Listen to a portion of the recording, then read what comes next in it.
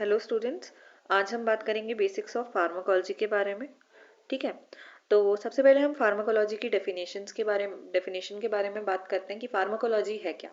ठीक है, तो वो साइंस जो किससे डील करती है, ड्रग से डील करती है, उसका लिविंग सिस्टम पे या लिविंग बॉडी पे क्या इंटरेक्शन होता है, ड्रग की क्या एफिकेसी है, ड्रग की क्या सेफ्टी है, ठीक है, ड्रग कैसे वर्क कर रही है, ड्रग के क्या साइड इफेक्ट्स हैं, क्या ट्रीटमेंट के पर्पज से कैसी क्या दिया जाता है, ड्रग दी जाती है। तो जिस साइंस के अंदर हम ये चीजें पढ़ते हैं, ड्रग के बारे में पढ़ते हैं, वो क्या कहलाती है, फार्माकोलॉजी कहलाती है। ठीक है, यहाँ पे लिखा भी हुआ है, it is the science that deals with the drugs and their interaction with the living system. तो उसे हम क्या कहते हैं, उसे हम कहते हैं फार्माकोलॉजी। ठीक है, अब फार्माकोलॉजी जो वर्ड बना है, जो वर्ड डिराइव हुआ है, वो एक एंशियंट ग्रीक वर्ड से डिराइव हुआ है। इसके दो पार्ट्स हैं, एक है फार्माकॉन, एक है लॉजिया। ठीक है, फार्माकॉन का मतलब होता है ड्रग और लॉजिया का मतलब होता है नॉलेज ऑफ। तो द नॉलेज ऑफ ड्रग्स जिस साइंस के अंदर हम पढ़ते हैं, तो उसे क्या कहते हैं, फार्माकोलॉजी कहा जाता है। ठीक है, नेक्स्ट स्लाइड पे आते हैं। अब बात आती है ड्रग, हम किसे कहेंगे ड्रग। ठीक है, तो ड्रग क्या है, ड्रग भी एक वर्ड जो फ्रेंच वर्ड है उससे डिराइव हुआ है। ठीक है, फ्रेंच वर्ड ड्रॉग से डिराइव हुआ है ड्रग वर्ड। ठीक है, तो इसे इसका मतलब क्या होता है, ड्रग का मतलब होता है एक ड्राई हर्ब। ठीक है, तो ड्रग क्या है, ड्रग एक सब्सटेंस की तरह हम ले सकते हैं या फिर एक एजेंट समझ सकते हैं। ठीक है, वो सब्सटेंस या वो एजेंट जिसको हम किस किस पर्पस के लिए यूज कर रहे हैं, हम डायग्नोसिस के पर्पस के लिए यूज कर रहे हैं, हम मिटिगेशन के लिए कर रहे हैं, ट्रीटमेंट के लिए कर रहे हैं, क्योर के लिए कर रहे हैं, या प्रिवेंशन के लिए कर रहे हैं। ठीक है, डिजीज के in humans as well as animals, humans में भी करते हैं हम ड्रग्स का प्रयोग और एनिमल्स में भी करते हैं सॉरी। तो डायग्नोसिस के पर्पज से कैसे, कई बार क्या होता है, हमें पेशेंट को हम डायग्नोस नहीं कर पाते हैं प्रॉपरली, तो हम क्या करते हैं, ड्रग देके देखते हैं, ट्रीटमेंट करके देखते हैं। हम ड्रग देते हैं, अगर पेशेंट के सिम्टम्स कम हो रहे हैं तो यानी जो हमने डायग्नोसिस बनाई थी तो वो ठीक थी। अगर पेशेंट को रिलीफ नहीं मिलता है, पेशेंट के सिम्टम्स और बढ़ जाते हैं, तो हम ड्रग को चेंज कर देते हैं। ठीक है, मिटिगेशन, मिटिगेशन का मतलब होता है शमन। ठीक है, अगर हम शमन के लिए ड्रग दे रहे हैं, ठीक है, तो उसे क्या कहेंगे, मिटिगेशन। ट्रीटमेंट, ट्रीटमेंट हमें पता, क्योर, ठीक है, ठीक करने के लिए प्रिवेंशन, यानी पहले से ही प्रिवेंट कर दो कि डिजीज हो ही ना, उसके लिए जिस एजेंट का यूज करते हैं उसे क्या कहते हैं, हम ड्रग कहा जाता है। ठीक है, नेक्स्ट नेक्स्ट बात आती है ब्रांचेस ऑफ फार्माकोलॉजी। देखो, वैसे तो बहुत सारी ब्रांचेस की गई हैं अकॉर्डिंग टू सिस्टम। ठीक है, बहुत सारी ब्रांचेस की गई हैं कार्डियोवेस्कुलर सिस्टम के according, heart failure, anti arrhythmics, anti hypertensives, anti anginal drugs. ठीक है, एंडोक्राइन सिस्टम के अकॉर्डिंग किया गया है, पिट्यूटरी एंड थायराइड पे काम करने वाली ड्रग्स। ठीक है, adrenal hormones, glucose lowering drugs, metformin जैसे हो गई। ठीक है, कीमोथेरापेटिक ड्रग्स हो गई, कुछ एंटी कैंसर ड्रग्स। ठीक है, macrolide antibiotics, beta lactam antibiotics, कुछ अदर ऑर्गन्स पे काम करने वाली, गैस्ट्रो इंटेस्टिनल सिस्टम पे काम करने वाली, रेस्पिरेटरी सिस्टम पे काम करने वाली, सीएनएस पे काम करने वाली, ओपियोइड्स जिन्हें हम मॉर्फिन लाइक भी कहते हैं। ठीक है, मॉर्फिन लाइक एनाल्जेसिक्स भी कहते हैं। ठीक है, ब्लड ड्रग्स हो गई, एंटी साइकोटिक ड्रग्स हो गई, हिप्नोटिक ड्रग्स हो गई, ऑटोनॉमिक नर्वस सिस्टम पे काम करने वाली कोलिनर्जिक ड्रग्स हो गई। ठीक है, एड्रेनर्जिक एगोनिस्ट हो गए। लेकिन जो मेन ब्रांचेस आती हैं, ठीक है, जो दो मेन ब्रांचेस आती हैं जिनके बारे में हम पढ़ेंगे, ये कई बार क्वेश्चंस भी आते हैं। तो ये दो मेन ब्रांचेस है, फार्माकोकाइनेटिक्स एंड फार्माकोडायनामिक्स। ठीक है, तो आगे हम इनके बारे में देखेंगे। नेक्स्ट स्लाइड पे आते हैं। अब यहाँ पे भी कुछ डेफिनेशंस दी गई हैं, तो इन डेफिनेशंस को देखेंगे। यहाँ पे एक वर्ड आता है पहले, मेटेरिया मेडिका। मेटेरिया मेडिका क्या है, एक ओल्ड ब्रांच है फार्माकोलॉजी की। ठीक है, जो किससे डील करती है, ड्रग के सोर्सेस, ड्रग की प्रिपरेशन, ड्रग के डोजेस और ड्रग का यूज, इससे डील करती है। ठीक है, तो अब इसको समझने के लिए देखो ऐसे समझते हैं, मैंने एक मेडिसिन का नाम बोला, लिव 52, ठीक है, ये हिपैटोटॉक्सिसिटी की ड्रग ऑफ चॉइस है।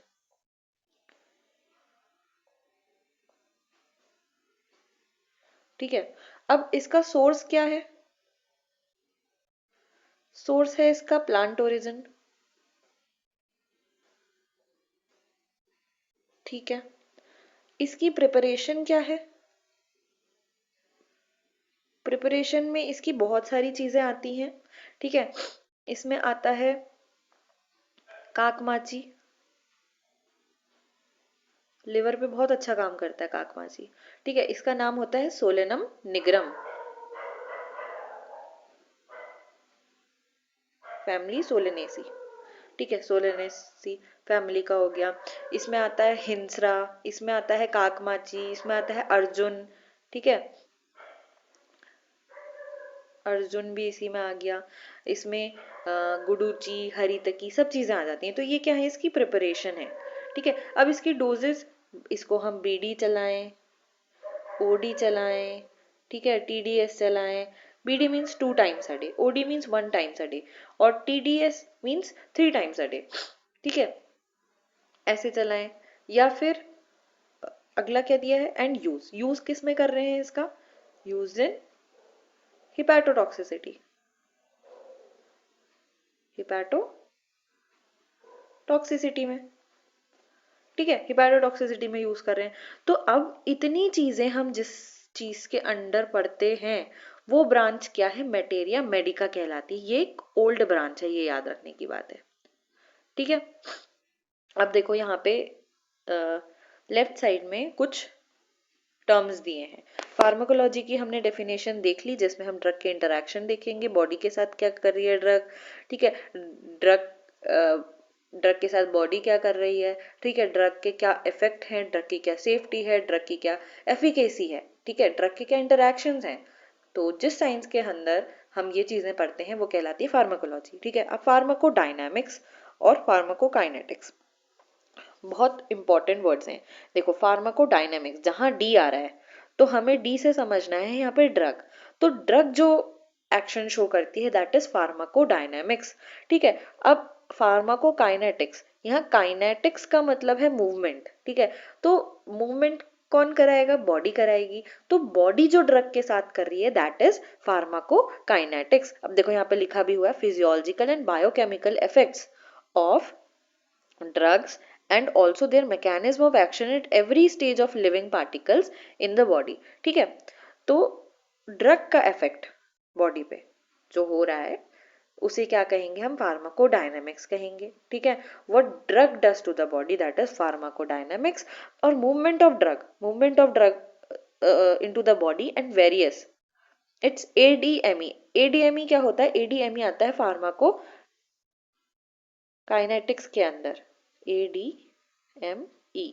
तो ए का मतलब होता है एब्जॉर्प्शन, डी का मतलब होता है डिस्ट्रीब्यूशन, एम का मतलब होता है मेटाबॉलिज्म, और ई का मतलब होता है एक्सक्रीशन।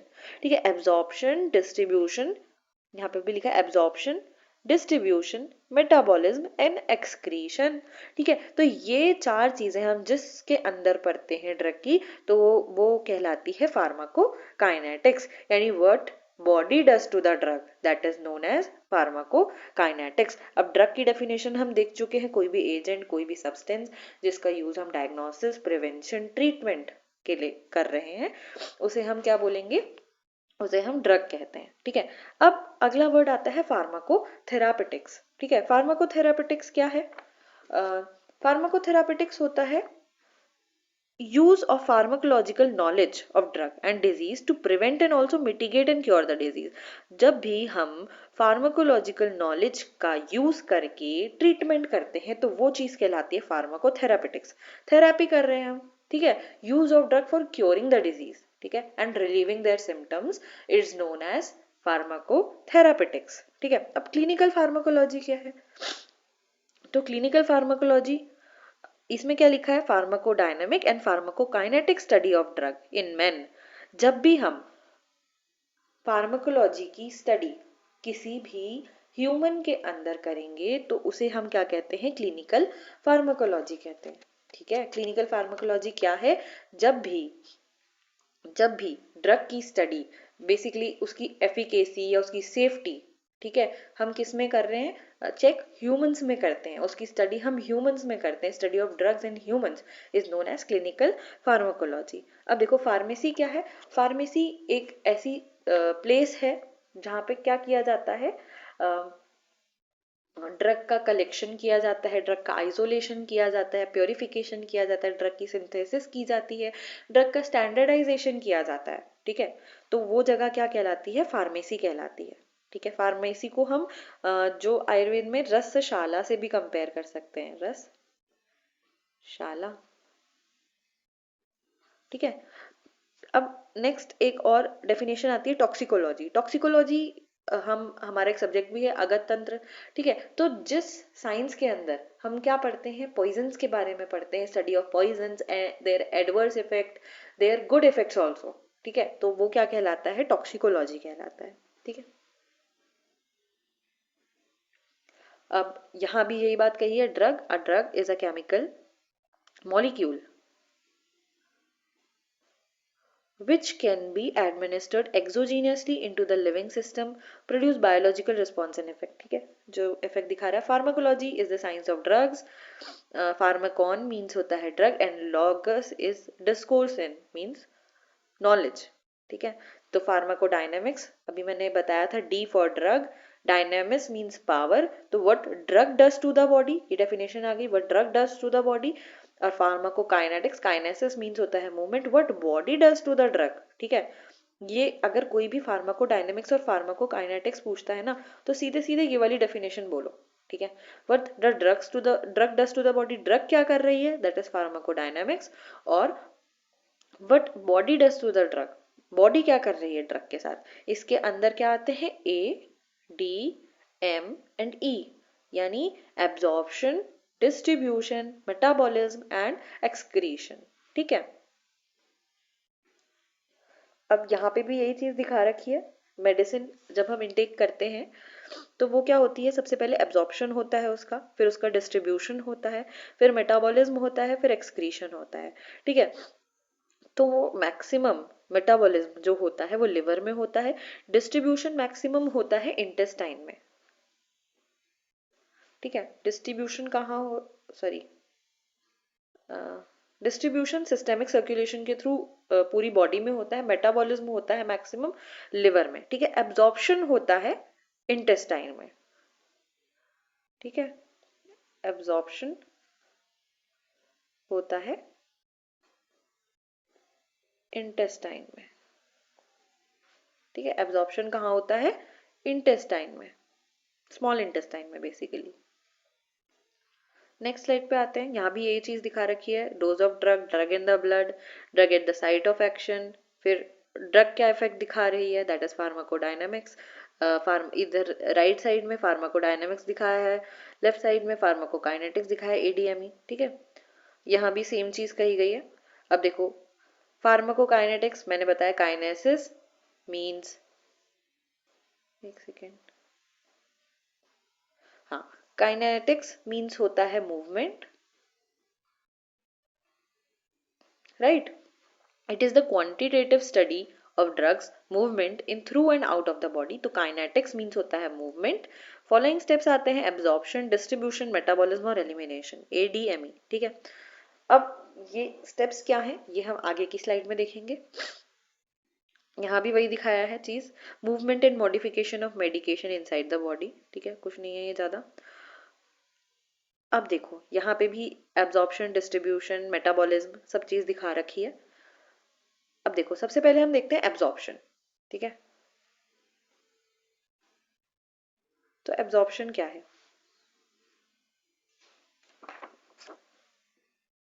एक सेकेंड रुकेंगे।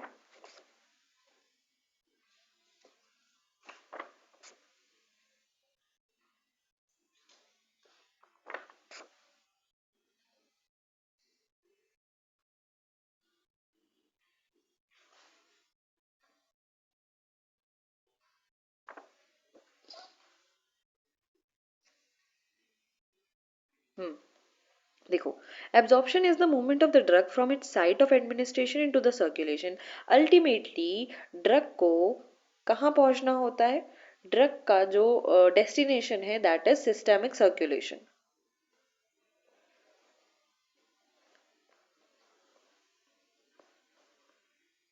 एट द एंड ड्रग को जाना होता है सिस्टेमिक सर्कुलेशन में। ठीक है, तो इसके कई रूट्स होते हैं ड्रग को लेने के भी। जब हम ओरल रूट से लेते हैं तो पहले ड्रग एब्जॉर्ब होती है, ड्रग मेटाबोलाइज होती है, फिर जाके वो सिस्टेमिक सर्कुलेशन में जब डिस्ट्रीब्यूशन होता है तब जाके वो सिस्टेमिक सर्कुलेशन में जा पाती है। अगर हम आईवी रूट से देते हैं तो डायरेक्टली ही सिस्टेमिक सर्कुलेशन में ड्रग पहुंच जाती है। ठीक है, तो एब्जॉर्प्शन क्या है? Absorption is the movement of the drug from its site of administration, जहां से उसे दिया जा रहा है, जिस साइट से। मान लिया हमने ओरली दिया, तो mouth is the site of administration into the circulation, वहां से सिस्टेमिक सर्कुलेशन तक पहुंचने की जो मूवमेंट है दैट इज एब्जॉर्प्शन। ठीक है, not only the fraction of administered dose gets absorbed but also the rate of absorption is important. ठीक है, तो एब्जॉर्प्शन का रेट भी इंपॉर्टेंट है कि कोई भी ड्रग किस रेट से एब्जॉर्ब हो रही है। तो कौन कौन से ऐसे फैक्टर्स हैं जो एब्जॉर्प्शन को अफेक्ट करते हैं? तो पहला आता है एक्वस सॉल्युबिलिटी। क्या आता है? Aqueous solubility. तो जितनी ज्यादा ड्रग की पार्टिकल्स छोटे होंगे उतने ही ज्यादा जल्दी ड्रग एब्जॉर्ब होगी। ठीक है, तो अगर हम उसको पानी में डिसॉल्व कर लेते हैं तो ड्रग की क्या हो जाती है? माइक्रोफाइनिंग हो जाती है। क्या हो जाती है? ड्रग की माइक्रोफाइनिंग हो जाती है। ठीक है, कंसंट्रेशन, तो passive diffusion depends on concentration gradient. ठीक है, पैसिव डिफ्यूजन किस पे डिपेंड करता है? कंसंट्रेशन ग्रेडियंट पे। डिफ्यूजन की डेफिनेशन भी हम पढ़ते हैं तो हम आते हैं high concentration to low concentration. ठीक है, इसमें कोई भी एनर्जी यूटिलाइज नहीं होती है। ठीक है, एनर्जी यूटिलाइज नहीं होती है, इसीलिए इसे क्या कहा जाता है? पैसिव डिफ्यूजन कहा जाता है। ये सिर्फ किस पे डिपेंड करता है? ये डिपेंड करता है कंसंट्रेशन ग्रेडियंट पे। अगर कंसंट्रेशन में डिफरेंस होगा तो हाई कंसंट्रेशन से हमेशा लो कंसंट्रेशन की तरफ एब्जॉर्प्शन होगा। ठीक है, एरिया ऑफ एब्जॉर्बिंग सरफेस, तो जितना ज्यादा एरिया होगा उतना जल्दी ही एब्जॉर्प्शन होगा। ठीक है, अब देखो, एक सरफेस इतनी है, एक सरफेस इतनी है, और यहाँ पे कोई चीज है जिसको एब्जॉर्ब होना है, तो ज्यादा चीज कहाँ से एब्जॉर्ब हो पाएगी? ऑब्वियस सी बात है, जिसका सरफेस एरिया ज्यादा है वहां से चीज जल्दी एब्जॉर्ब हो पाएगी। ठीक है, तो एब्जॉर्बिंग सरफेस ज्यादा होगा एरिया, तो उतना ही फास्ट एब्जॉर्प्शन भी होगा। ठीक है, vascularity of absorbing surface, increased blood flow hastens drug absorption. जितना ज्यादा ब्लड फ्लो होगा, जितनी ज्यादा वेस्कुलरिटी होगी, उतना ही ज्यादा एब्जॉर्प्शन होगा। अब देखो, रूट ऑफ ड्रग एडमिनिस्ट्रेशन पे भी डिपेंड करता है। अपनी each route has it own peculiarities. ठीक है, हर एक रूट की अपनी ही एक विशेषता होती है। ठीक है, जैसे मैंने अभी एग्जांपल दिया था, अगर हम ओरल रूट से देते हैं, ठीक है, तो एब्जॉर्प्शन होने तक उससे पहले भी ड्रग का मेटाबॉलिज्म हो जाता है। आगे हम पढ़ेंगे first pass effect, first pass metabolism देखेंगे, बायो अवेलेबिलिटी टर्म देखेंगे। तो आईवी देने से हमें हमेशा 100% बायो अवेलेबिलिटी मिलती है। क्यों? क्योंकि ड्रग सीधे ही सिस्टेमिक सर्कुलेशन में पहुंच गई है। ठीक है, प्रेजेंस ऑफ फूड, देखो, अब अगर मान लिया ये स्टमक है, ठीक है, स्टमक में फूड है, अब हमने एक ड्रग ली, ड्रग आई, ठीक है, ड्रग यहाँ पे पहुंची। अब ड्रग को एब्जॉर्ब होने के लिए जाना पड़ेगा इंटेस्टाइन में, ड्रग को एब्जॉर्ब होने के लिए जाना पड़ेगा इंटेस्टाइन में। अब ड्रग, जब तक ये फूड डिजॉल्व नहीं होगा, जब तक ये फूड नीचे नहीं जाएगा, जब तक इस फूड का डाइजेशन नहीं होगा, तब तक ये ड्रग यहाँ पे नहीं आ पाएगी। ठीक है, तो फूड हमेशा क्या करता है? एब्जॉर्प्शन को डीले करता है। ठीक है, तो presence of food dilutes the drug and retards absorption. ठीक है, ये क्या करता है? ड्रग को डाइल्यूट कर देता है और एब्जॉर्प्शन को रिटार्ड करने का काम करता है। तो यानी ड्रग पे फूड का क्या इफेक्ट है? Food decreases the rate of absorption. ठीक है, gastric emptying, it accelerates drug absorption in general. जितनी जल्दी गैस्ट्रिक एम्पटिंग होगी, वही चीज, जितनी जल्दी ये माल खाली होगा उतनी जल्दी ड्रग आएगी, ड्रग यहाँ आके एब्जॉर्ब हो जाएगी। ठीक। अब अगली बात क्या लिखी है यहाँ पे, high gastric mobility and low intestinal mobility. अब इसका क्या मतलब है, देखो समझेंगे। हमने बोला high gastric mobility and low intestinal mobility. देखो ये आपका स्टमक है प्यारा सा, ये इंटेस्टाइन आ गई। ठीक है, अब देखो एब्जॉर्प्शन अल्टीमेटली होना है इंटेस्टाइन में। ठीक है, एब्जॉर्प्शन कहाँ होना है, इंटेस्टाइन में। अब जितनी जल्दी स्टमक से ड्रग इंटेस्टाइन में आएगी उतनी ही जल्दी एब्जॉर्प्शन होगा, यानी गैस्ट्रिक यानी जीआई मोटिलिटी क्या होनी चाहिए, ज्यादा होनी चाहिए अच्छे एब्जॉर्प्शन के लिए। इतनी बात समझ आई। मैंने क्या कहा, मैंने कहा अगर हमें ड्रग का एब्जॉर्प्शन कराना है, ड्रग का एब्जॉर्प्शन कहाँ होगा, स्मॉल इंटेस्टाइन में होगा। तो जितनी जल्दी ड्रग स्टमक से स्मॉल इंटेस्टाइन में पहुंचेगी तो उतनी ही जल्दी क्या होगा, ड्रग का एब्जॉर्प्शन होगा। तो गैस्ट्रिक मोबिलिटी, ठीक है, गैस्ट्रिक मोबिलिटी क्या होनी चाहिए, ज्यादा होनी चाहिए। ठीक है, इतनी बात क्लियर है। अब यहाँ पे इंटेस्टाइन में जितनी देर तक ड्रग रुकेगी उतना ज्यादा एब्जॉर्प्शन होगा, तो यानी इंटेस्टिनल मोबिलिटी कम होनी चाहिए, intestinal mobility should be less, कम होनी चाहिए। ठीक है, फिर से समझो, जितनी जल्दी एब्जॉर्प्शन कराना है हमें, तो हमें चाहिए कि ड्रग जल्दी से इंटेस्टाइन में पहुंच जाए, तो हमें गैस्ट्रिक मोबिलिटी ज़्यादा चाहिए ताकि ड्रग सीधे इंटेस्टाइन में पहुंच जाए, और हमें इंटेस्टिनल मोबिलिटी कम चाहिए ताकि ड्रग यहाँ पे थोड़ी देर रुके और उसका प्रॉपर एब्जॉर्प्शन हो पाए। तो यही बात यहाँ पे लिखी है, high gastric mobility and low intestinal mobility favours drug absorption. ठीक है, इतनी बात क्लियर हो गई।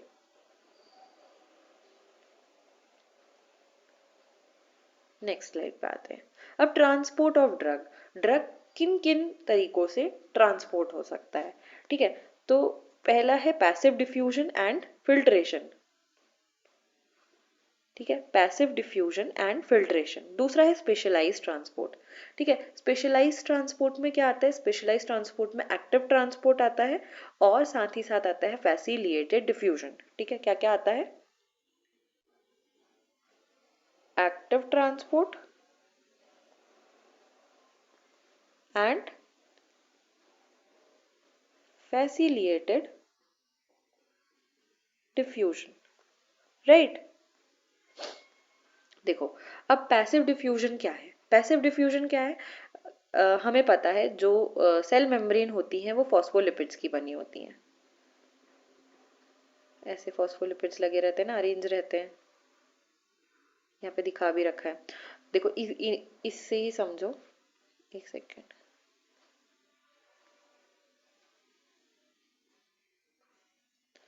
हाँ, सेल मेम्ब्रेन होती हैं तो ये फॉस्फोलिपिड बाइलेयर की बनी होती हैं। अब इनमें क्या होते हैं, कुछ ग्लाइकोप्रोटीन्स लगे होते हैं जो क्या बनाते हैं, पोरेंस बनाते हैं। ठीक है, तो पोरेंस के थ्रू जो भी ट्रांसपोर्ट होता है वो होता है पैसिव डिफ्यूजन के थ्रू। ठीक है, इसमें कोई एनर्जी यूटिलाइज नहीं होती है। ठीक है, तो इसमें क्या यूज होता है, इसमें कंसेंट्रेशन ग्रेडियंट का रोल होता है। पैसिव डिफ्यूजन में हमेशा किसका रोल होता है, कंसेंट्रेशन ग्रेडियंट का। ठीक है, हमेशा जो ड्रग होती है वो high concentration to low concentration travel करती है। ठीक है, अगला आता है फिल्ट्रेशन। तो फिल्ट्रेशन क्या है, फिल्ट्रेशन है water soluble substances are transported through aqueous pores in the cell membrane। अब देखो कुछ ऐसे पोर्स होते हैं ना जो क्या किसको ट्रांसपोर्ट करने का काम करते हैं, वाटर soluble चीजों का।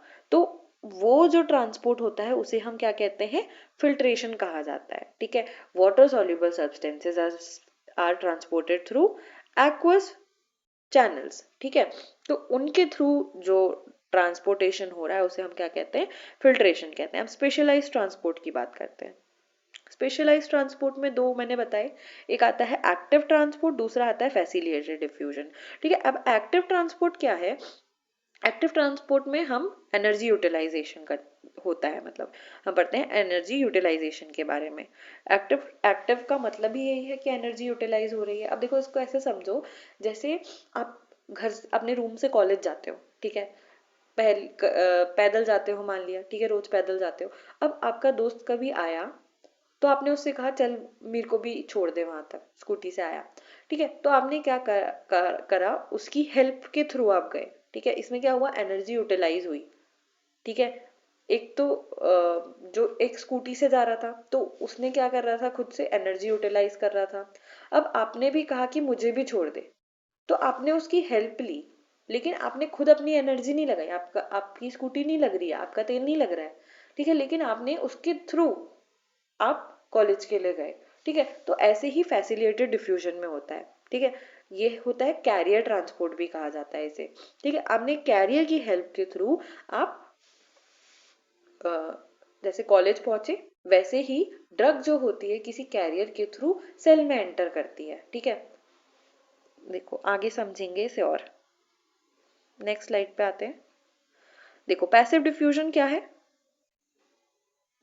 The drug diffuses across the membrane in the direction of its concentration gradient high to low। ठीक है, हाई कंसेंट्रेशन से लो कंसेंट्रेशन में जा रही है। ठीक है, हाई कंसेंट्रेशन से लो कंसेंट्रेशन में जा रही है, तो हम उसे क्या कह रहे हैं, डिफ्यूजन कह रहे हैं, या फिर पैसिव डिफ्यूजन कह रहे हैं। ठीक है, passive transport, no energy is required. This is the most important mechanism for majority of drugs. Majority of drugs किससे होती हैं? पैसिव डिफ्यूजन के थ्रू ट्रांसपोर्ट होती हैं। नेक्स्ट मैंने बताया था फिल्ट्रेशन। फिल्ट्रेशन क्या है? Filtration is the passage of drug through aqueous pores. ठीक है, एक्वस पोर्स के थ्रू जा रहे हैं जिसमें, ठीक है, उसमें क्या होता है, ऑस्मोटिक प्रेशर ग्रेडियंट रिस्पॉन्सिबल होता है। ठीक है, नेक्स्ट स्लाइड पे आते हैं। अब स्पेशल ट्रांसपोर्ट में मैंने दो बताए थे, that is facilitated diffusion and active transport. Active transport में क्या हो रहा था, इट रिक्वायर्स एनर्जी, ठीक है, is inhibited by metabolic poison, poison से इनहिबिट हो जाती है, and transport the solute against is concentration gradient. ठीक है, लो टू हाई ट्रांसपोर्ट होता है क्योंकि एनर्जी रिक्वायर्ड है। ठीक है, अगर बिना एनर्जी के करना होता तो हाई टू लो होता। ठीक है, फैसिलिटेटेड डिफ्यूजन क्या है, इसमें हम कैरियर की हेल्प लेते हैं। ठीक है, in the direction of electrochemical gradient, ये भी डायरेक्शन में ही है, लेकिन जो एक्टिव ट्रांसपोर्ट है that is opposite to the electrochemical gradient. ठीक है, ये चीजें थी कैसे एब्जॉर्प्शन होता है ड्रग का। ठीक है, mechanism of solute transport across membrane. अब एक टर्म आता है बायो अवेलेबिलिटी। ठीक है, बायो अवेलेबिलिटी क्या है कि कितनी ड्रग हमें अवेलेबल होती है। ठीक है, उसे हम क्या कहते हैं, बायो अवेलेबिलिटी कहते हैं। अब बायो अवेलेबिलिटी को समझने से पहले हमें पढ़ना होगा फर्स्ट पास मेटाबॉलिज्म। ठीक है, फर्स्ट पास मेटाबॉलिज्म क्या है, देखो इसको ऐसे समझते हैं। हम जब कोई भी ड्रग ओरली लेते हैं, हमने तो ड्रग ली 100% डोज में। अब ड्रग जाती है ईसोफेगस से होते हुए ड्रग जाएगी स्टमक में। स्टमक में भी चलो मान लिया गैस्ट्रिक एसिड का उस पर कोई इफेक्ट नहीं पड़ा, 100% डोज ही रही। ठीक है, उसके बाद स्टमक में कुछ लॉस हुआ ड्रग का एसिडिक पीएच के थ्रू, या फिर स्टमक में जो HCl सीक्रेट होता है उसके थ्रू कितनी ड्रग बची, 70% ड्रग बची। ड्रग जाती है इंटेस्टाइन में, ड्रग का एब्जॉर्प्शन हुआ, ड्रग का मेटाबॉलिज्म होने के लिए ड्रग गई लिवर के पास, यहाँ पे 70% डोज गई। ठीक है, अब यहाँ पे ड्रग का मेटाबॉलिज्म हुआ लिवर में, इसके बाद जो ड्रग डोज सिस्टेमिक सर्कुलेशन में एंटर करनी थी वो 15% रह गई मेटाबॉलिज्म के बाद। ठीक है, तो ये क्या होता है, ड्रग की बायो अवेलेबिलिटी जो 100% थी स्टार्टिंग में, वो जाके रह गई ओनली 15%। ठीक है, तो ये बोला जाता है ड्रग की बायो अवेलेबिलिटी डिक्रीज कर गई। क्यों? Because of the first pass metabolism. First pass metabolism क्या है, ये एक फिनोमिनन है इन विच अ ड्रग गेट्स मेटाबोलाइज, जिसमें ड्रग मेटाबोलाइज हो जाती है। जब भी ड्रग का मेटाबॉलिज्म होगा सिस्टेमिक सर्कुलेशन में पहुंचने से पहले, तो हम उसे क्या बोलते हैं, हम उसे बोलते हैं फर्स्ट पास मेटाबॉलिज्म। ठीक है, metabolism of drug when it passes from the site of absorption to the systemic circulation। ठीक है।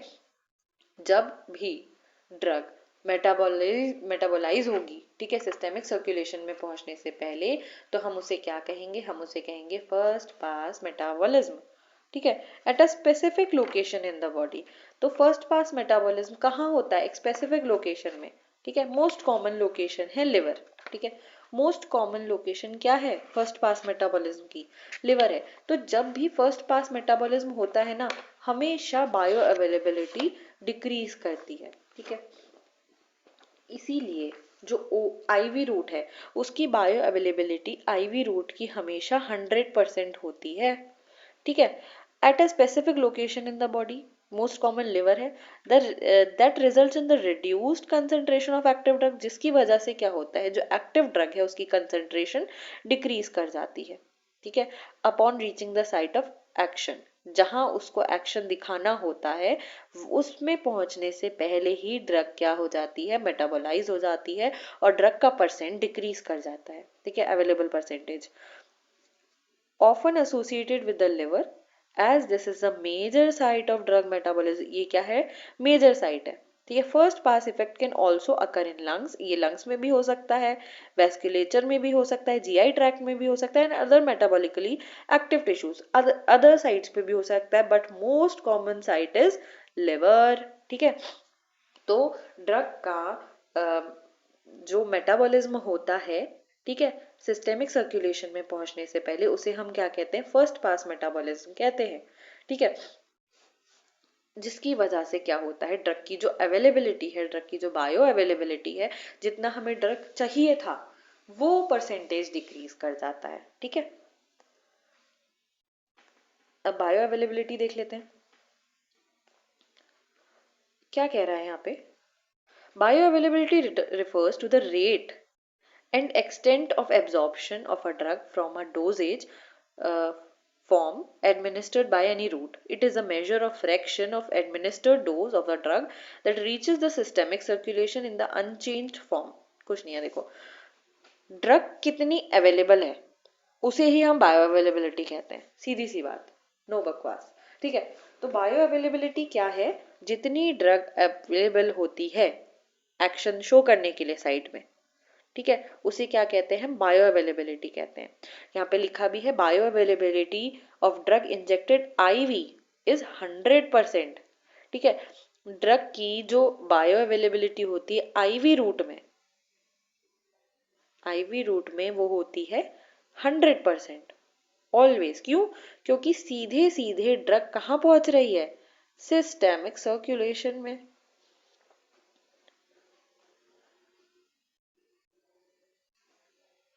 सीधे सीधे ड्रग सिस्टेमिक सर्कुलेशन में पहुंच जा रही है, but is frequently lower after oral injection because. अब ओरल में क्यों डिक्रीज करती है, क्यों, क्योंकि वहां पे क्या होता है, ड्रग में भी इनकम्प्लीटली एब्जॉर्ब, कई बार क्या होता है ड्रग का एब्जॉर्प्शन ही प्रॉपर नहीं हो पाया। द एब्जॉर्ब्ड ड्रग में अंडरगो फर्स्ट पास मेटाबॉलिज्म, और ड्रग का क्या हो गया, फर्स्ट पास मेटाबॉलिज्म हो गया, ड्रग सिस्टेमिक सर्कुलेशन में पहुंचने से पहले ही क्या हो गई, मेटाबोलाइज हो गई, ठीक है, मेटाबोलाइज हो गई। कहाँ पे मोस्ट कॉमन साइट, लिवर में, ठीक है, in the intestinal wall, liver और एक्सक्रीटेड इन बाइल, ठीक है।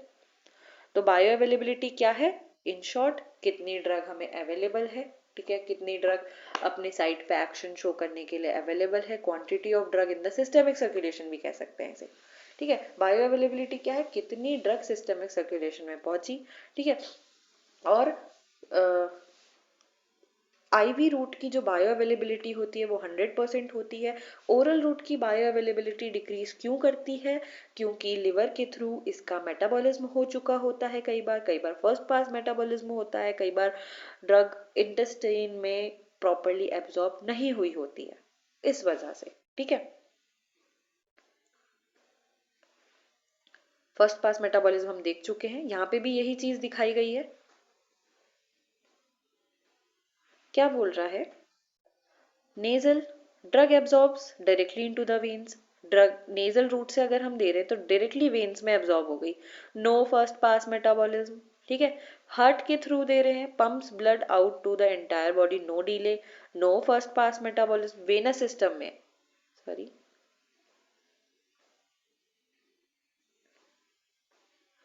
वेनस सिस्टम में भी सीधे ड्रग सिस्टेमिक सर्कुलेशन में पहुंच गई, नो फर्स्ट पास मेटाबॉलिज्म। अब देखो, अब बात आती है ओरल मेडिकेशन की। ठीक है, ओरल मेडिकेशन में ओरल रूट से आई, जो ग्रीन वाला पाथवे दिखा रखा है, पहले स्टमक में गई, यहाँ से इंटेस्टाइन में गई, यहाँ से एब्जॉर्प्शन होके फिर लिवर में गई। ठीक है, तो लिवर में भी कुछ मेटाबॉलिज्म हुआ। तो ये जो ग्रीन कलर से दिखा रखा है, this is first pass metabolism. ठीक है, अब देखो यहाँ पे क्या है, 90% of oral medication is metabolised. देखो 90% तो मेटाबोलाइज हो गई, कितनी बची अवेलेबल, 10%। ठीक है, तो first pass metabolism always decreases the bio availability.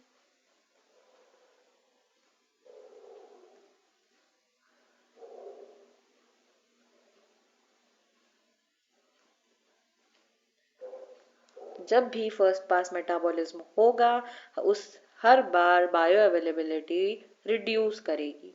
ठीक है, इसीलिए क्या करते हैं कि ओरल ड्रग की जो अमाउंट होती है वो कंपैरेटिवली आईवी रूट के कंपैरिजन में ज़्यादा दी जाती है। क्यों? क्योंकि कुछ ड्रग का क्या अमाउंट होता है, मेटाबोलाइज हो जाता है, फर्स्ट पास मेटाबॉलिज्म को फर्स्ट पास मेटाबॉलिज्म हो जाता है उस ड्रग में, इसलिए उसकी अवेलेबिलिटी डिक्रीज कर जाती है, तो हम थोड़ा सा अमाउंट बढ़ा के दे देते हैं। ठीक है, इन कंपैरिजन टू आईवी। अब कुछ ड्रग्स के नाम दिए हैं जिनका फर्स्ट पास मेटाबॉलिज्म ज्यादा होता है, जिनका मीडिएट होता है, जिनका लो होता है। ठीक है, तो कुछ ऐसी ड्रग्स लिखी गई हैं। और कई बार क्या होता है कि कुछ ड्रग्स ऐसी होती हैं ना जो टोटली ही मेटाबोलाइज हो जाती हैं फर्स्ट पास मेटाबॉलिज्म में, तो उनको क्या किया जाता है, उनको हम हमेशा दूसरे फॉर्म्स में ही देते हैं।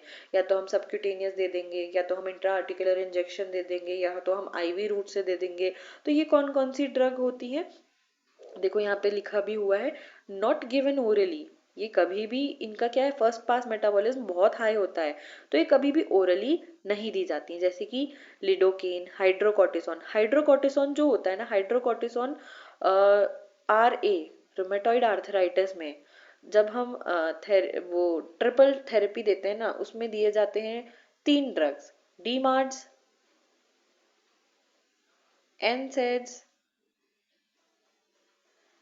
And hydrocortisone.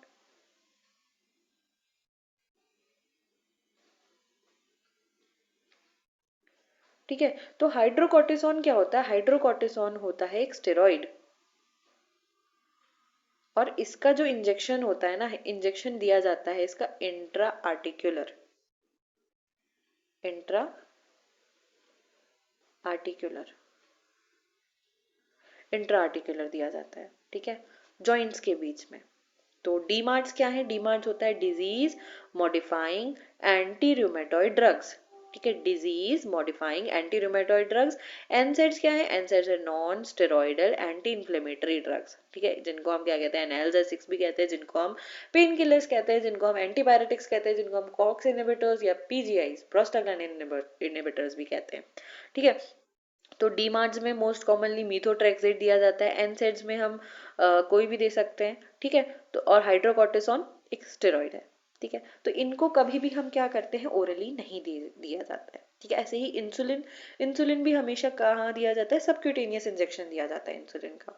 ठीक है, स्किन को पिंच करते हैं और वहां पे इंजेक्शन लगा देते हैं। ठीक है, आगे पढ़ोगे जब रूट्स ऑफ ड्रग एडमिनिस्ट्रेशन पढ़ाएंगे तो वहां देखेंगे। ठीक है, अब बात आती है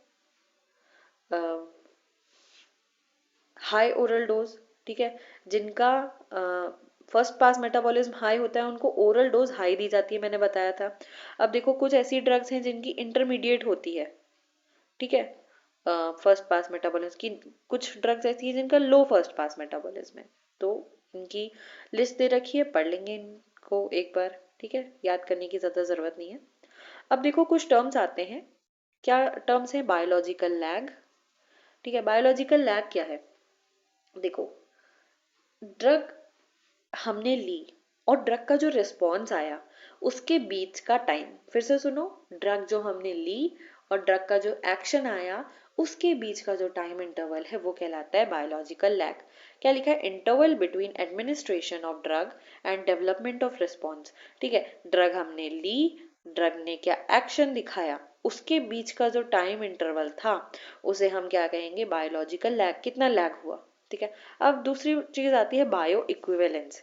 ठीक है, अब देखो दो फॉर्मुलेशन है, मैंने नाम लिया एक ड्रग का कीटोकोनाजोल। ठीक है, ये एंटी फंगल ड्रग है एक। तो कीटोकोनाजोल का क्या आता है, पाउडर भी आते हैं, इसकी टैबलेट्स भी आती हैं। ठीक है, अब अगर हम पाउडर और टैबलेट की बायो अवेलेबिलिटी को कंपेयर करते हैं, है सेम ड्रग कीटोकोनाजोल, फॉर्मुलेशंस अलग है, इसका पाउडर है, इसकी टैबलेट है। अगर हम इन दोनों की बायो अवेलेबिलिटी को कंपेयर करें तो वो क्या कहलाता है, बायो इक्विवेलेंस कहलाता है। क्या लिखा है यहाँ पे, comparison of bioavailability of different formulation of same drug is known as bioequivalence. आई बात समझ में?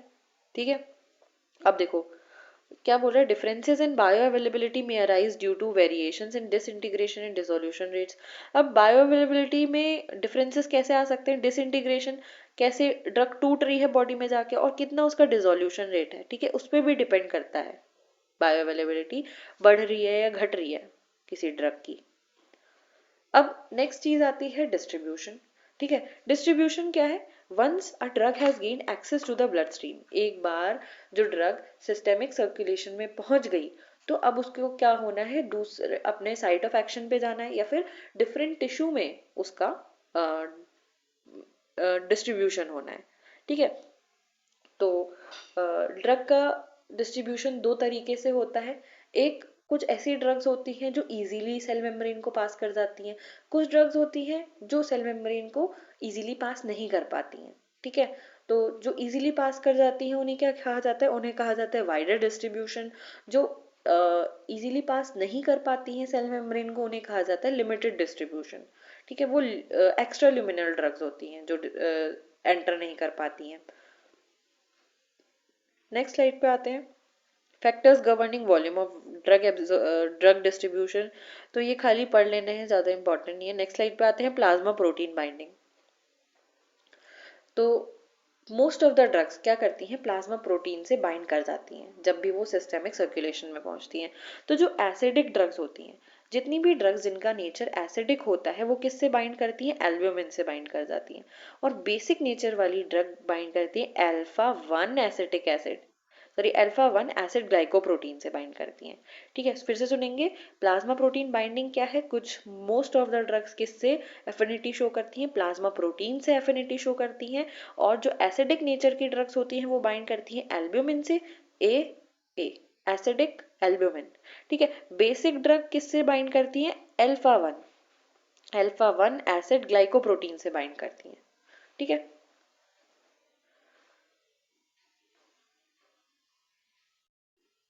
अब जो ये प्लाज्मा प्रोटीन बाइंडिंग है ये क्यों इम्पोर्टेंट है, तो देखो जब भी जो ड्रग होती है, ठीक है, अगर ड्रग की अवेलेबिलिटी कम होती है किसी वजह से, तो जो प्लाज्मा प्रोटीन बाइंडेड ड्रग है, ठीक है, वो एक रिजर्वोयर की तरह काम करती है। ठीक है, और रिजर्वोयर की तरह काम करने का मतलब क्या है, जब भी ड्रग की कंसंट्रेशन डिक्रीज करेगी तो ये एल्बुमिन से बाइंडिंग अपनी तोड़ के ड्रग एक्शन शो करती हैं। तो इसीलिए प्लाज्मा प्रोटीन बाइंडिंग क्या है, इम्पॉर्टेंट है। जब भी ड्रग का लेवल फॉल करेगा ड्रग रिलीज हो जाएगी, किससे, plasma protein binded drug release हो जाएगी। ठीक है, अब कई बार इसके कुछ इफेक्ट बुरे भी हैं। क्यों, देखो एक तो ये रिजर्वायर की तरह काम कर रही है, ये तो अच्छा इफेक्ट है। दूसरा ये क्या होता है, कई बार ड्रग प्लाज्मा प्रोटीन से बाइंड कर जाती है और अपना साइट ऑफ एक्शन पे पहुंच ही नहीं पाती है या फिर डिले हो जाता है पहुंचने में। तो ये इसके एडवर्स इफेक्ट्स हैं प्लाज्मा प्रोटीन बाइंडिंग के। ठीक है, और अगली चीज ये क्या करती है, ये ड्रग की हाफ लाइफ को भी बढ़ाने का काम करती है, ड्यूरेशन ऑफ एक्शन बढ़ा देती है ड्रग का। ठीक है, तो टाइम इंटरवल बढ़ जाता है, इस वजह से प्लाज्मा प्रोटीन बाइंडिंग अच्छी भी है बुरी भी है। ठीक है, तो देखो यहाँ पे भी लिखा है concentration of drug of free drug fall, जैसे ही कंसंट्रेशन फॉल करेगा bound drug dissociates and eliminated resulting drug in higher renal clearance value of the drug. ठीक है, नेक्स्ट स्लाइड पे आते हैं, टिश्यू स्टोरेज। अब कुछ ड्रग्स क्या करती हैं, कुछ ड्रग्स प्रोटीन से बाइंड कर गई, कुछ टिश्यू से बाइंड कर जाती हैं। ठीक है, कुछ सर्टेन टिश्यू होते हैं जिनसे ये ड्रग क्या शो करती हैं, एफिनिटी शो करती हैं। तो यहाँ पे क्या लिखा है डेफिनेशन में, ड्रग में also accumulate in specific organ, कुछ स्पेसिफिक ऑर्गन में इकट्ठी हो जाती है drug by active transport and get bound to specific tissue constituent, कुछ टिश्यू से बाइंड कर जाती है ड्रग। तो देखो स्केलेटल मसल और हार्ट से कौन कौन सी ड्रग बाइंड कर जाती है, डिजॉक्सिन, एमेटाइन। ठीक है, लिवर से कौन सी कर जाती है, क्लोरोक्वीन, टेट्रासाइक्लिन, एमेटीन, डिजॉक्सिन। ठीक है, chloroquine is the drug of choice for and for malaria. ठीक है, तो ये क्या है, एक एंटी मलेरियल ड्रग है क्लोरोक्वीन।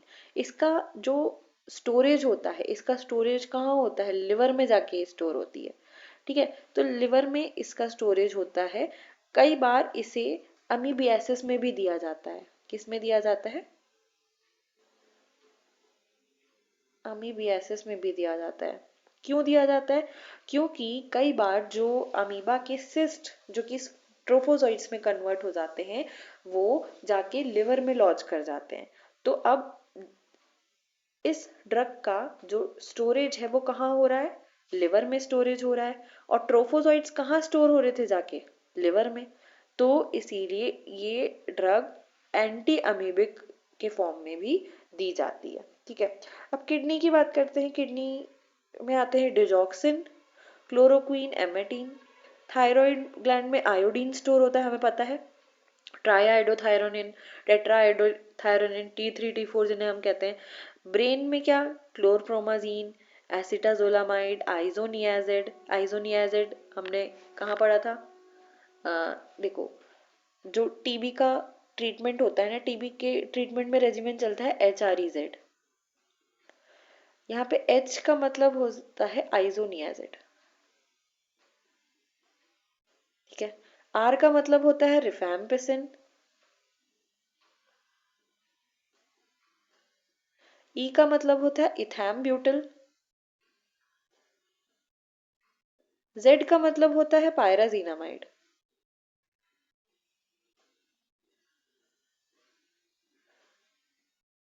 ठीक है, तो आइजोनियाजिड कहाँ स्टोर होती है, ब्रेन में स्टोर होती है। Retina, chloroquine.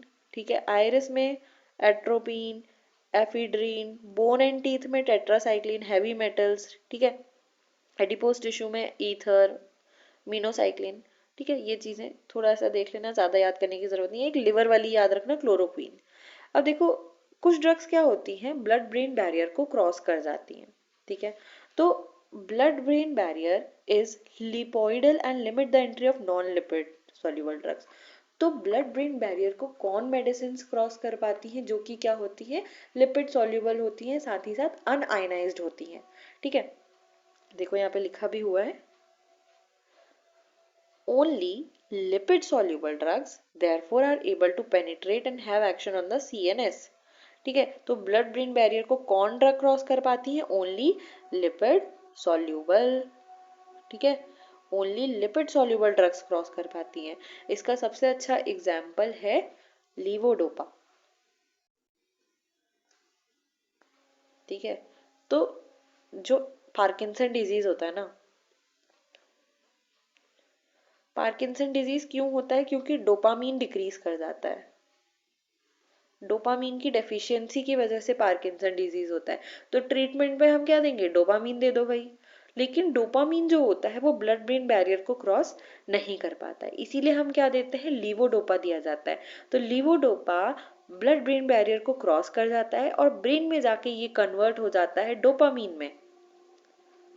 ये एक प्रो ड्रग है। ठीक है, प्रो ड्रग का मतलब क्या है, ये इनएक्टिव फॉर्म में होती है और बॉडी में जाके मेटाबोलाइज होके ये कन्वर्ट हो जाती है एक्टिव फॉर्म में। तो लीवोडोपा भी किस में कन्वर्ट हो जाती है, डोपामीन में। तो ऐसे करके हम इस ड्रग को देते हैं। ठीक है, ऐसे ही प्लेसेंटा की बात आती है, तो placenta lipid soluble and un-ionised drug crosses placenta. Placenta का भी यही है। ठीक है, तो लिपिड सॉल्युबल ड्रग्स और अनआयनाइज्ड ड्रग क्या कर जाते हैं, प्लेसेंटा को क्रॉस कर जाते हैं। और कई बार क्या होता है ना कि मेनिंजाइटिस, मेनिंजाइटिस में क्या होता है, जो ब्रेन की मेनिंजेस हैं उनमें क्या हो जाता है, इन्फ्लेमेशन हो जाता है, तो उसमें क्या होता है, ड्रग की परमेबिलिटी बढ़ जाती है इस बैरियर के थ्रू। ठीक है, तो क्या होता है, पेनिसिलिन पेनिट्रेट कर जाती है ब्लड ब्रेन बैरियर के through in case of meningitis. ठीक है, नेक्स्ट स्लाइड पे आते हैं। अब मेटाबॉलिज्म क्या है, मेटाबॉलिज्म को हम बायो ट्रांसफॉर्मेशन के नाम से भी जानते हैं। ठीक है, तो बायो ट्रांसफॉर्मेशन क्या है, जब भी ड्रग का ऑल्टरनेशन होगा, चाहे ड्रग का इनएक्टिव फॉर्म से एक्टिव फॉर्म में कन्वर्जन हो जाए, एक्टिव का इनएक्टिव में हो जाए, इनएक्टिव प्रोड्रग का एक्टिव मेटाबोलाइट में कन्वर्जन हो जाए, अनएक्सक्रीटेबल का एक्सक्रीटेबल फॉर्म में कन्वर्ट हो जाए, तो उस प्रोसेस को हम क्या कहते हैं, उस प्रोसेस को हम कहते हैं मेटाबॉलिज्म या फिर बायो ट्रांसफॉर्मेशन। ठीक है, ये क्या है, केमिकल ऑल्टरेशन है ड्रग का। ठीक है, देखो यहाँ पे दिखा रखा है, एब्जॉर्प्शन होगा, डिस्ट्रीब्यूशन होगा, मेटाबॉलिज्म होगा और एलिमिनेशन होगा। ठीक है, तो primary site for drug metabolism हमने पहले भी डिस्कस किया था, is liver and others are kidney, intestine, lungs and plasma. इन जगहों पे भी होता है। ठीक है, मोस्ट कॉमन साइट क्या है, लिवर है। नेक्स्ट स्लाइड पे आते हैं। ठीक है, drug metabolism bio transformation is the biochemical changes in the drug and other foreign substances in the body. कुछ नहीं है, पढ़ लेना खाली है। तो देखो बायो ट्रांसफॉर्मेशन, ये याद रखना कि मेटाबॉलिज्म को हम क्या बोल रहे हैं, बायो ट्रांसफॉर्मेशन बोल रहे हैं। Bio transformation is other name of metabolism. तो मेटाबॉलिज्म में क्या होता है, मेटाबॉलिज्म में एक्टिव ड्रग कई बार इनएक्टिव फॉर्म में कन्वर्ट हो जाती है, एक्टिव ड्रग एक्टिव फॉर्म में या फिर मोर टॉक्सिक फॉर्म में भी कन्वर्ट हो सकती है, इनएक्टिव ड्रग एक्टिव फॉर्म में कन्वर्ट हो जाती है, अनएक्सक्रीटेबल ड्रग एक्सक्रीटेबल फॉर्म में कन्वर्ट हो जाती है। ठीक है, तो ये क्या कहलाता है, बायो ट्रांसफॉर्मेशन, और it is also known as metabolism. ठीक है, अब फेजेस ऑफ बायो ट्रांसफॉर्मेशन आते हैं। तो बायो ट्रांसफॉर्मेशन के दो फेजेस होते हैं, फेज 1 एंड फेज 2। ठीक है, फेज 1 में क्या होता है, तीन प्रोसेस होती है, रिडक्शन, हाइड्रोलिसिस एंड ऑक्सीडेशन। ठीक है, और फेज 2 में क्या होता है, कॉन्जुगेशन होता है। ठीक है, फेज 1 में क्या होता है, ड्रग का केमिकल स्ट्रक्चर चेंज होता है। क्या होता है, केमिकल स्ट्रक्चर चेंज होता है। और फेज 2 में क्या होता है, ड्रग का कॉन्जुगेशन होता है। ठीक है, इनएक्टिव ड्रग क्या होती है, एक्टिव फॉर्म में कन्वर्ट हो जाती है। ठीक है, कॉन्जुगेशन का क्या मतलब है, देखो हम लिवर के केस में भी पढ़ते हैं ना, जो कॉन्जुगेशन होता है। ठीक है, जब हम जॉन्डिस पढ़ते हैं तो उधर भी हम कॉन्जुगेटेड बिलिरुबिन, अनकॉन्जुगेटेड बिलिरुबिन पढ़ते हैं। कॉन्जुगेशन का मीन्स क्या होता है, बेसिकली अपना साइज इंक्रीज करना ड्रग का। तो ड्रग हमेशा क्या करती है, ड्रग कभी भी प्रोटीन से बाइंड कर जाती है। कोई ड्रग है, ये एक प्रोटीन से बाइंड करके अपने को अपना साइज इंक्रीज कर लेती है। साथ ही अगर ड्रग इमोबाइल होती है तो ये एक मोबाइल प्रोटीन के साथ बाइंड करके अपनी मोबिलिटी बढ़ा लेती है। ठीक है, ताकि ये इधर उधर जा पाए, साइट ऑफ एक्शन पे जा पाए। तो इसे क्या कहते हैं, हम कॉन्जुगेशन कहते हैं। ठीक है, ये एक्सक्रीशन रेट को भी बढ़ाती है, ड्रग की सॉल्युबिलिटी को बढ़ा देती है। ठीक है, तो biotransformation also known as metabolism, इसके दो फेजेस होते हैं, फेज 1 एंड फेज 2। फेज 1 में क्या होता है, फेज 1 में ड्रग का केमिकल स्ट्रक्चर चेंज होता है, इसकी तीन प्रोसेस होती है, oxidation, reduction and hydrolysis. Phase 2 में जो ड्रग होती है, ड्रग का जो कॉन्जुगेशन होता है, इससे क्या होता है, ड्रग की मोबिलिटी बढ़ जाती है, ड्रग की सॉल्युबिलिटी बढ़ जाती है, ड्रग का एक्सक्रीशन रेट बढ़ जाता है। ठीक है, नेक्स्ट स्लाइड पे आते हैं। अब excretion, excretion is the passage out of systemically absorb drug. Drug I, drug का एब्जॉर्प्शन हुआ, ड्रग का मेटाबॉलिज्म हुआ, ड्रग ने अपना एक्शन दिखाया, ड्रग सिस्टेमिक सर्कुलेशन में पहुंची, ड्रग ने अपना एक्सक्रीशन दिखाया, ड्रग का काम हो गया। अब ड्रग को बॉडी से बाहर निकलना है। ठीक है, तो उसके लिए जो प्रोसेस है that is known as excretion of drug. ठीक है, एक्सक्रीशन, तो excretion is the passage out of systemically absorb drug. जो एक बार ड्रग एब्जॉर्ब हो गई है उसका एक्सक्रीशन होना है। ठीक है, तो ड्रग का एक्सक्रीशन कहाँ कहाँ से हो सकता है, ड्रग का एक्सक्रीशन हो सकता है रीनल, ठीक है, किडनी के through, non renal, non renal में ये सब आते हैं। ठीक है, नॉन रीनल में क्या क्या हो सकता है, लंग्स के थ्रू हो सकता है, इंटेस्टाइन के थ्रू हो सकता है, स्किन के थ्रू हो सकता है, मिल्क के थ्रू हो सकता है, बाइल के थ्रू हो सकता है, टीयर्स के थ्रू हो सकता है। ठीक है, तो मोस्ट कॉमन जो most of the drug excrete out होती हैं वो होती हैं किडनी के थ्रू, ये याद रखना। ठीक है, मोस्ट ऑफ द ड्रग्स। तो जो मैक्सिमम ड्रग्स हैं वो किसके थ्रू एक्सक्रीट हो रही हैं, किडनी के थ्रू। ठीक है, अब ये क्या हो सकता है, पैसिव ग्लोमेरुलर फिल्ट्रेशन हो सकता है, एक्टिव ट्यूबुलर सिक्रीशन हो सकता है, पैसिव ट्यूबुलर डिफ्यूजन हो सकता है। ठीक है, तो मोस्ट कॉमनली जो ड्रग्स होती हैं वो कहाँ से एक्सक्रीट आउट होती हैं, they are excreted out through kidneys. ठीक है, दूसरा आता है लंग्स। लंग्स से कुछ एनास्थेटिक्स, ठीक है, जनरल एनास्थेटिक्स एक्सक्रीट आउट होते हैं। मिल्क के थ्रू पैथिडीन एक पेन किलर है, ठीक है, ओपियोइड एनाल्जेसिक्स, ये मिल्क के थ्रू एक्सक्रीट आउट होते हैं। ठीक है, एक ड्रग आती है मीटोक्लोप्रामाइड।